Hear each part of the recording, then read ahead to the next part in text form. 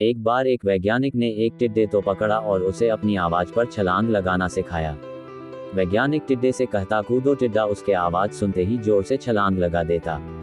अब वह वैज्ञानिक था तो प्रयोग करना बनता ही था। उन्होंने टिड्डे की छलांग पर प्रयोग किया।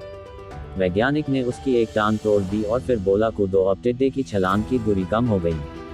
वैज्ञानिक ने उसकी दूसरी टांग तोड़ दी और फिर बोला कूदो। टिड्डे की छलांग और कम हो गई। अब तोड़ी गई उसकी तीसरी टांग, फिर छलांग की दूरी और कम हो गई। एक एक करके बेचारे टिड्डे की सारी टांगें तोड़ दी गई।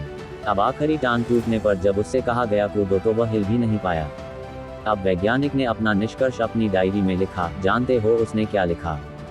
जब टिड्डे की एक टांग तोड़ी गई तो वह थोड़ा बहरा हो गया। जब उसकी दूसरी टांग तोड़ी गई तो वो और बहरा हो गया। हर टांग टूटने के साथ वो और बहरा होता गया, और सारी टांग टूटने के बाद वह बिल्कुल बहरा हो गया। अब जोर जोर से चिल्लाने का भी उस पर कोई असर नहीं हुआ।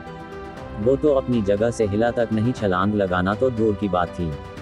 इस कहानी को सुनकर सभी को ऐसा ही लग रहा है ना कि क्या मूर्ख वैज्ञानिक था, इतनी सीधी सी बात उसे समझ में नहीं आई।